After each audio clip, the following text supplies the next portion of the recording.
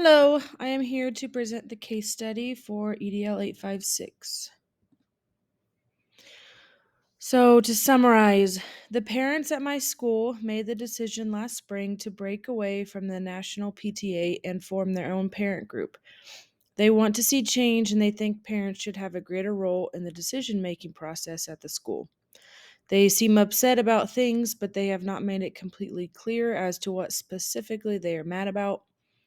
In the past, the PTA has been responsible for the back to school parent staff picnic, initiating parent teacher conferences, and promoting bond referendum for an addition to the building.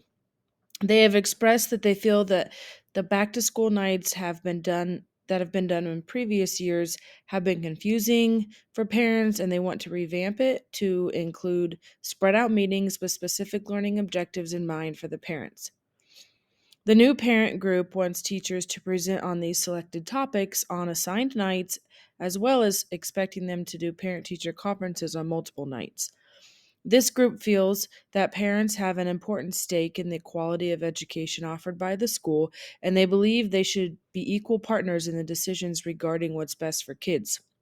I think they realize that the school board sets policies for the district, but they are convinced that their organization should play a greater role in developing and deciding on changes at the school their children attend.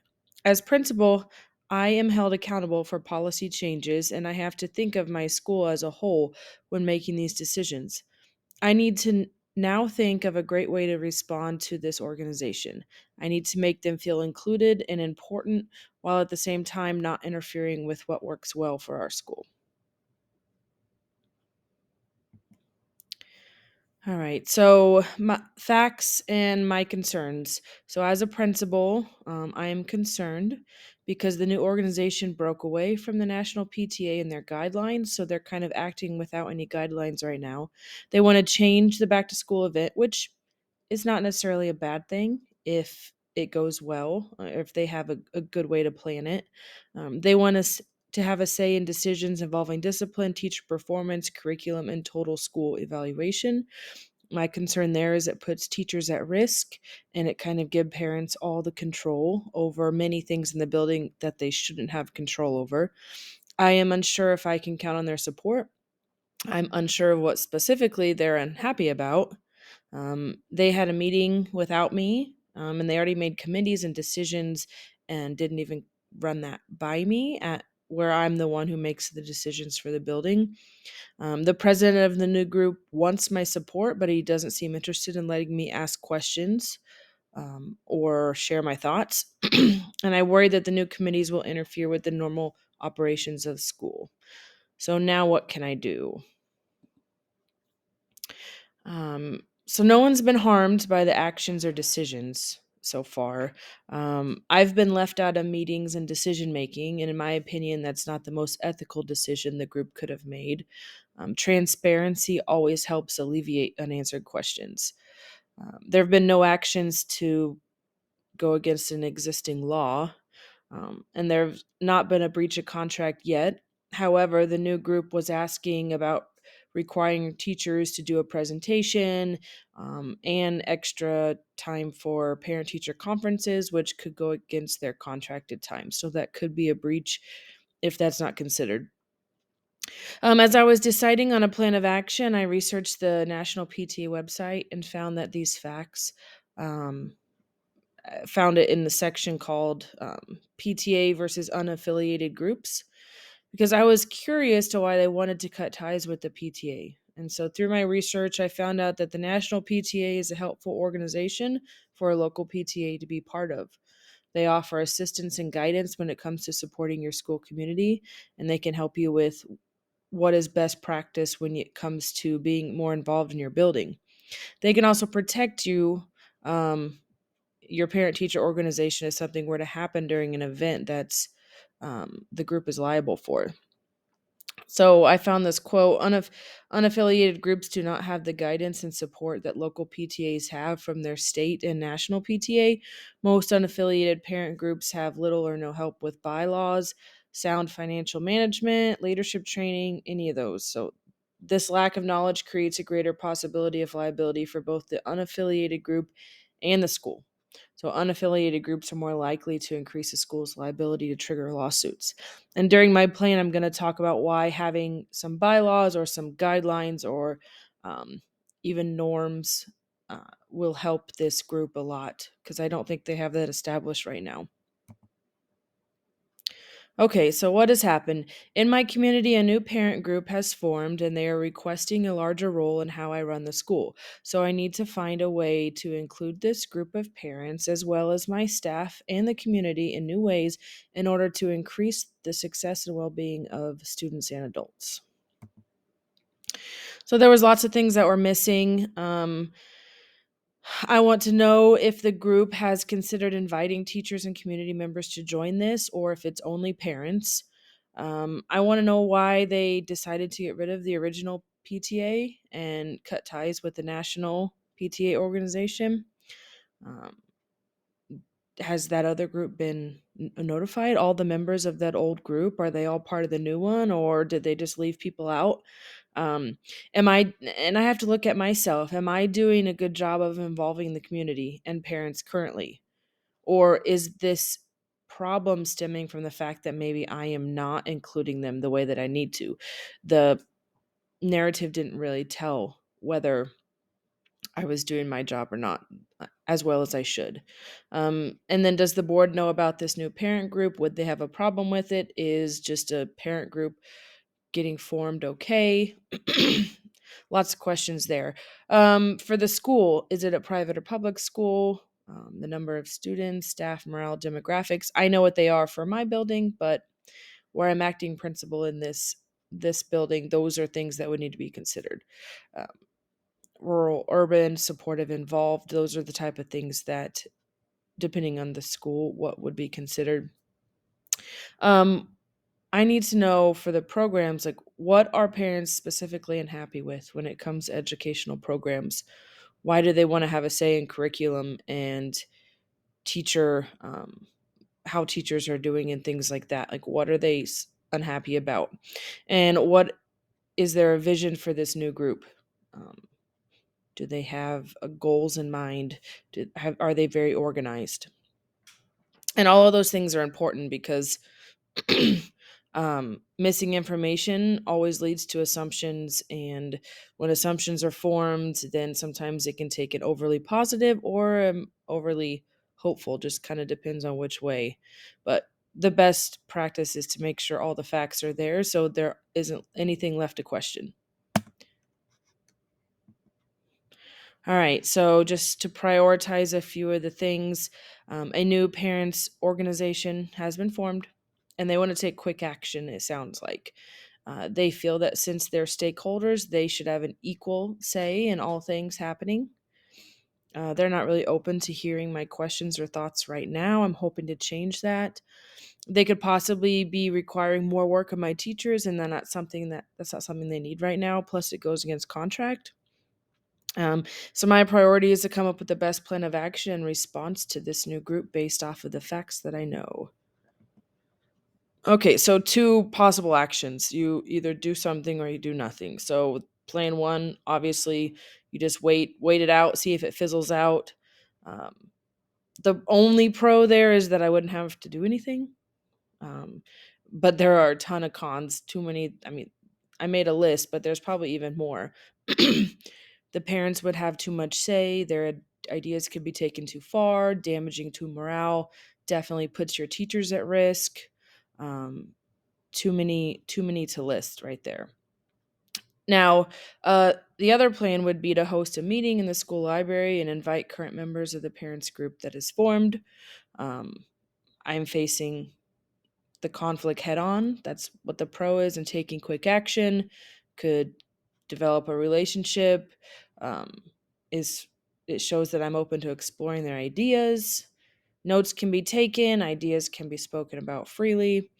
Um, the con would be it takes a lot of time to hold meetings like that, and the parents could take it bad. All right, so my plan of action: host a meeting, Provide an agenda ahead of time, set the tone, ask questions, provide the leaders with important documentation, ask for their ideas and input, make a list, plan it out, and tell them follow up. So the most important thing will be for me to set the tone of the meeting. I know what I would have to say. What I have to say could be perceived badly, but if I can set the tone up front, and hopefully this can be avoided. To set the tone right, I will first thank them for coming and let them know that I'm here to help them form a positive organization where the sole purpose is to make the school the best learning environment it can be. So I will also, in the best way possible, let them know that it's up to me to make the changes happen and implement them, but that I'm willing to hear proposals and plans. If they're well thought out and in the best interest of our students and staff and community, then we will find a way to collaborate and make them happen. I will not be able to make them happen just because this group says so. During the meeting, I will talk about the importance of collaboration. I'll ask them if they're willing to invite other stakeholders. Have they considered asking community members, teachers, business owners, people like that to come and be part of their group? I will also ask the importance, I'll talk to them about the importance of guidelines and norms. Um, I would ask them what their goals are and their expectations for the organization. My guess is that there are many things that they have not considered. They could just be frustrated and feel like their voices need to be heard. And that's especially if the original PTA wasn't really going as well as I thought it was. I could ask them to develop a list of guidelines and norms for their meeting, and if they aren't sure how to do that, I could provide some ideas. It's important for me to explain why these guidelines are needed. Meetings can get out of hand and turn into a very negative atmosphere quickly if no boundaries are set. So I would assist them in that way. But as the principal and a person allowing this parent organization to take place at school, I would have to be adamant that they develop some sort of guidelines to follow. I will provide the group with the negotiated agreement. It's important that they understand what is asked of teachers and would be going and know what they're proposing could be going against the contract. They would also need a copy of our school handbook to make sure that all the things that are already set in place, they're not going against those in any of the proposals they're spending time on. If they're spending time on something that can't really be changed or something that's going against a teacher's contract, that would kind of be um, a waste of time if they didn't know those up front. At this point, the meeting has been probably about 30 minutes or so.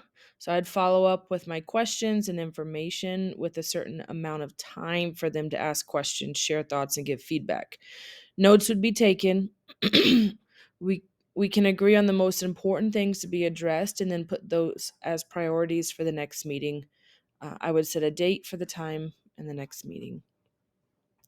I am aware there probably have to be small meetings in between where the leaders of this new group do take time to put together those guidelines or consider some of the requests that I have. Um, so I'm just the person who has a say so in what happens in the building. I'm not the leader of their meeting. They're going to have to figure out how to organize it themselves. But that is a necessity, is that it's organized and it's not just a place for parents to go to complain about whatever they have to complain about.